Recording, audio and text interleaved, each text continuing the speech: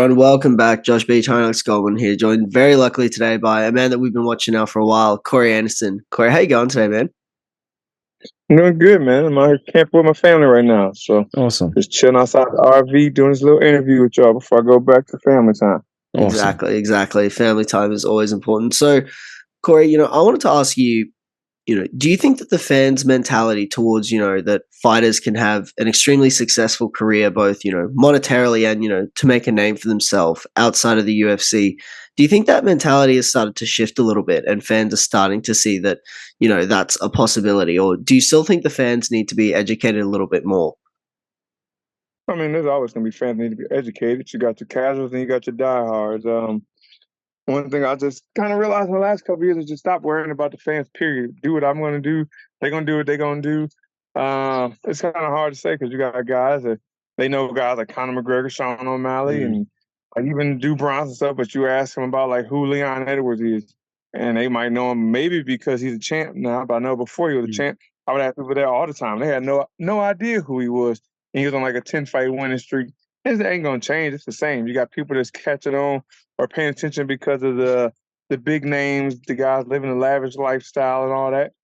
But you don't have guys that actually watch fighting. They watch the highlights that's posted on Instagram, and that's all they're going to be. Yeah. Corey, before I ask you my first question, I actually got something else to ask you. You're camping at the moment.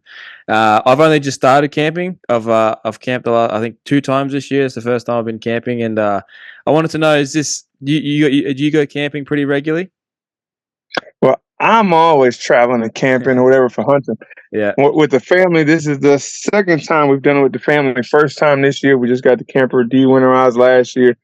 The wife's goal is to do 3 trips, but it's Nice. hard. We got 2 young kids, a lot of things to do, 2 Yeah. homes in Jersey, 1 in Indiana, so we always bounce around and traveling always. But to Yeah. go out and just travel with the camper and live out in the woods and enjoy Yeah. nature, we're going to try to do it more often. So Nice, man. I really enjoy it too. I think the nature part is really awesome. That's one thing I've definitely liked about it. My first question though for you, man, is obviously when you won the Bellator title back in March, obviously a massive achievement for you, and obviously coming up short against Vadim Nemkov the second time around, to finally reach that mountain and become a world champion is something that you've been working towards for a lot of years now. So I guess, what did that mean to you, and how did you digest that win in the days that followed?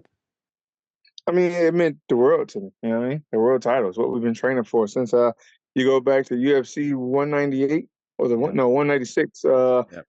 McGregor versus Nate Diaz. That card Yep. when I fought Tom or no, which card was it? The Pettis card, whatever. I fought Justin Jones. It was my first actual UFC fight after Ultimate Fighter, and I remember when I beat him. They're like, "Oh, you beat Justin Jones. How do you feel?" Like, "Oh, I beat Jones, but the goal is to beat John Jones to get the world champ.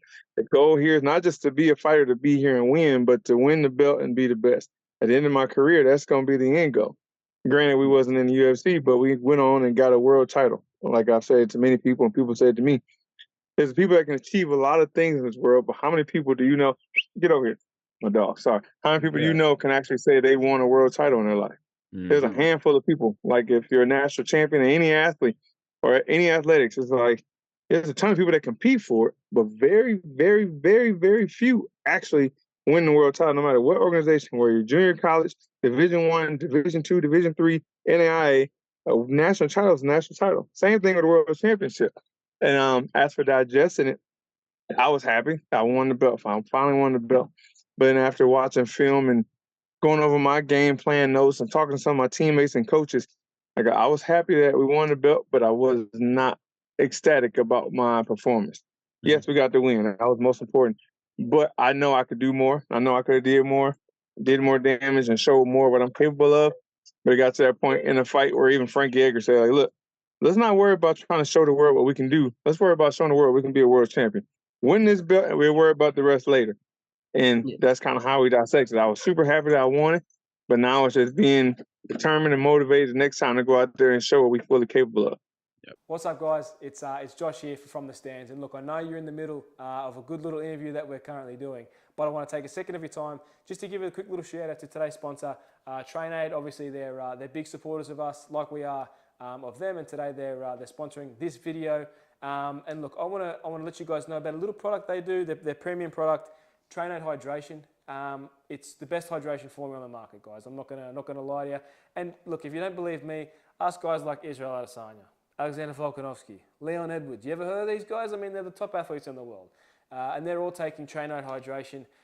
It really is the #1 formula in the world for hydration, and in the summer months here in Australia, I mean, it's something that I think everyone should be taking. And Trainade have been very nice to give us a discount code, a very healthy discount code as well. I mean, it's a nice little discount code. If you use the code FTS15 at the checkout, they will give you 15% off. We'll leave a link to their website in this description of this video. And yeah, check them out, guys. Please support them because they are supporting us. Cheers. Yeah. You've said that Vadim is, moving to heavyweight to maybe, potentially avoid a rematch with you. Is that something you'd consider following up and sort of chasing to try and get that one back? Well, of course. I mean, but I'm not going to do like most guys are going to. I want the belt. Like, I want the heavyweight belt right away, though. Yeah. I already said it. I'm going to fight anybody that's in line, anybody deserving of the 205 belt. I'm going to give them their shots. Once I defeat them, it's getting to the point where it's like there's nobody's next in line. It's just sitting still. Are we waiting for somebody else to come up? Then yes, I'll go up and fight with Nemkov at heavyweight or whoever got the belt. If he don't want to fight me there, I go up, get the belt, and then guess what? If he want that belt, he got to come see me regardless. While we was waiting for the sale and everything to happen with Bellator and PFL, they asked me like, "Yo," my man's like, "What you trying to do? You want to go to PFL? You want to stay in Bellator? Get over here, Athena." I told him, like, "Look, I go to heavyweight. I'll be in Vadim's first fight at heavyweight. I don't care. I just want to get that fight back. It ain't got to be a title. Let's just go up. I'll fight him at heavyweight. I'll walk around at 240. There ain't nothing for me to just go ahead and just lift more, eat more. I would love to do that. Let's do it." Yeah. So that's definitely one I want back before it's over with. But I can only do so much. Yeah, 100%. Well, Corey, in the last couple of years, speaking on the UFC for a second, I feel like the UFC light heavyweight division has become a little bit more interesting with the guys like Yuri Prochazka coming through and Alex Pereira breaking through and becoming champion, the whole Jamal Hill thing. I think the division's got a little bit of a new light to it. Do you sort of agree with that sentiment? Do you think that the UFC light heavyweight division has gotten a little bit more interesting as of late? I think it's just getting a little more wish-washy, There's there's no real staples to it, It's kind of like at that point where it's like every title fight, the belt can change, It's like anybody that is not any name you can say, "Oh, this guy is going to run with this belt forever." Like, yes, Pereira, 100%, he's dangerous. But in his last, other than Jan Blachowicz, who did take him down once or twice and then gassed out, who has he fought with the capability to take him down? Yeah. Yeah. Nobody, if you're giving guys good matchups, just like Jamal Hill, and I said it before, and like I said, I told people before, I ain't got no beef. I just stated the fact, and he got offended. It was like, who had he fought? You know what I mean? He hadn't fought anybody that was like that high caliber to really test him. They were good guys, but they weren't like dangerous guys. Then he finally fought a dangerous guy, and we see what happened. And same thing. Well, Alex Pereira fought dangerous guy Jan Blachowicz. I think Jan kind of did like the wrong game plan. He went out, took him down once, then he tried to strike with him. And that's more of Alex's game. Yeah, he was trying to prove a point, and it kind of didn't work out his way. It was a split decision. But the same way, I think if he went out there and took him down in his weak point, like for instance, in my last fight, like Frank Edgar said, like this guy cannot wrestle you. Why are you even trying to strike with him? Follow the path of least resistance. Take this guy down and maul him. And that's just what we did. It's like, all right, let's just make it an easy win. Just take him down over and over and over. It's not that fancy, but we get the belt.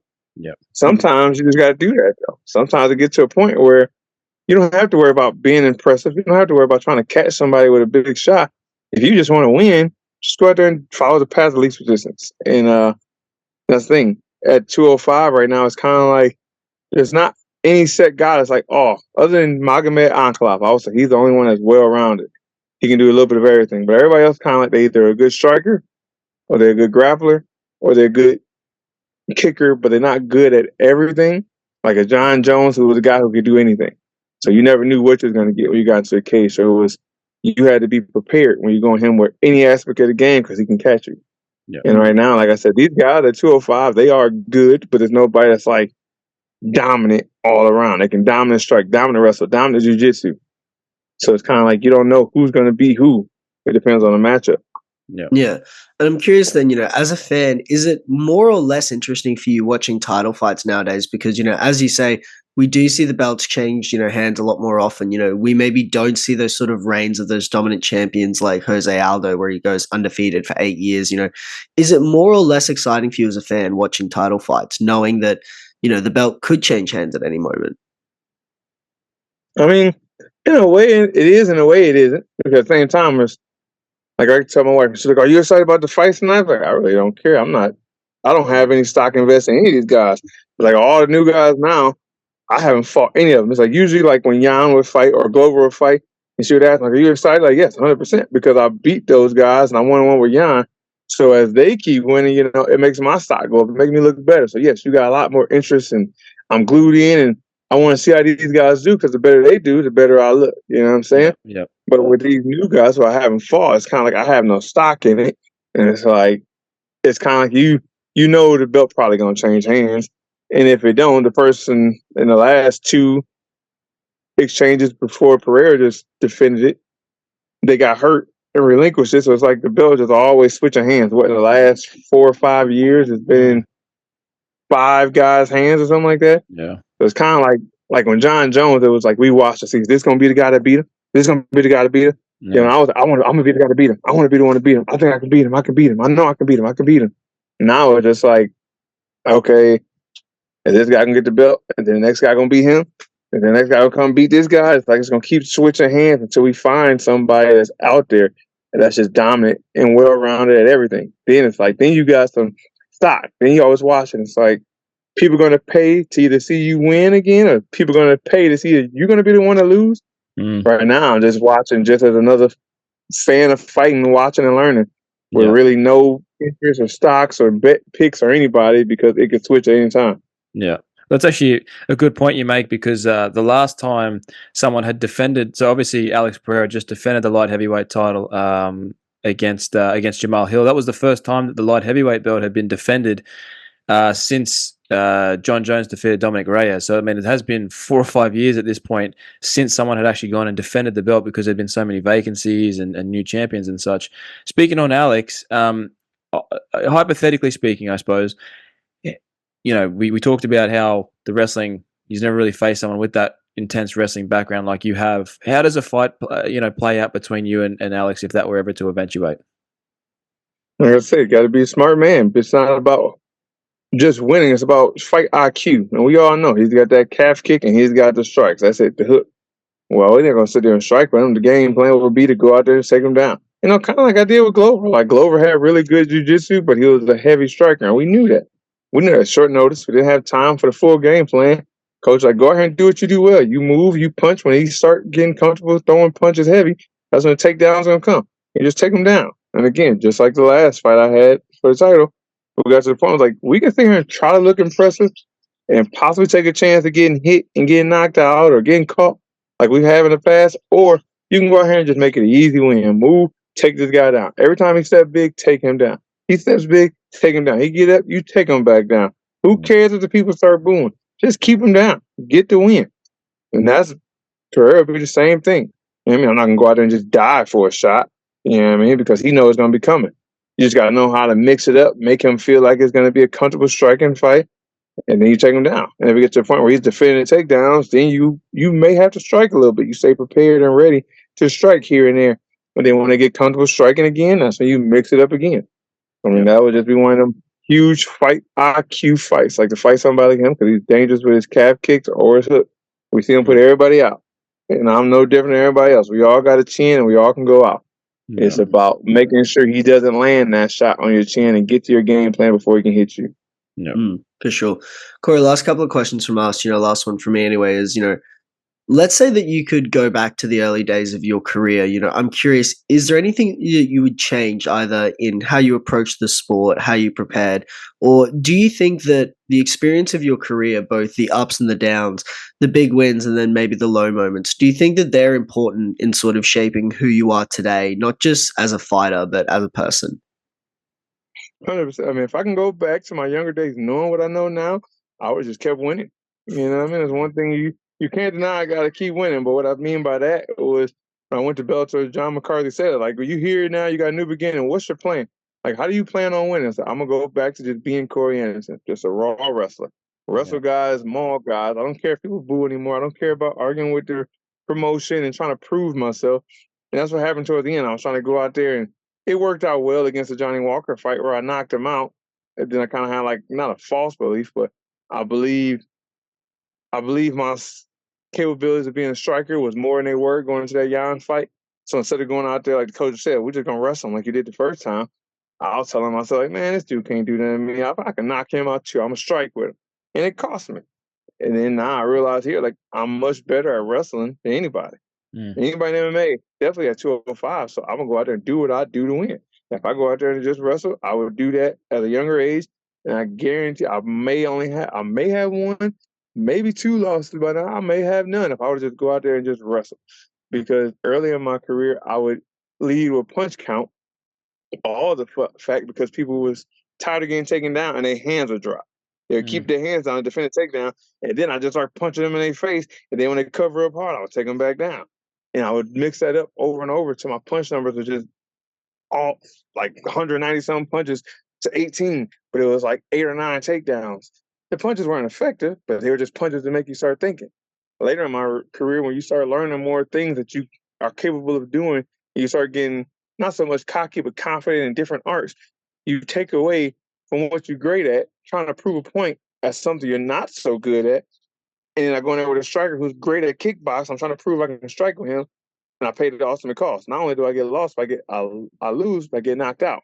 Then you got to start all the way over again. Then you come back and you wrestle, you get 3-4 wins, wrestling. It's like, now I got to get to my title fight.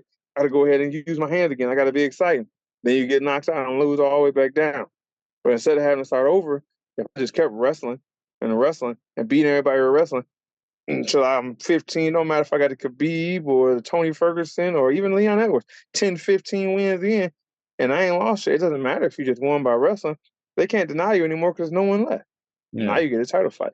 Yeah. And it got to the point where I was trying to jump that line. I was like, I have to knock a guy out to get a title fight. And then I get knocked out. And I had to restart. But now I don't care no more. Now I realize, like they told me, you just win.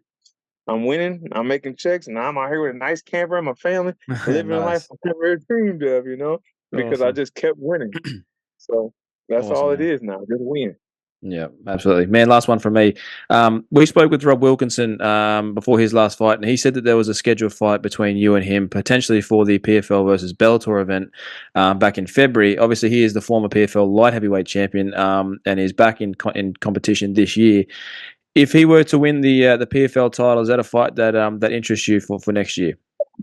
100%. I mean, when they called me with the name, I don't even think it took me 3 seconds to respond. I'm with it. Mike Hogan hit me up like PFL versus Bellator, champ versus champ. You versus Rob Wilkinson. I was like, with it. Now I was in the middle of coaching wrestling practice. My phone went off.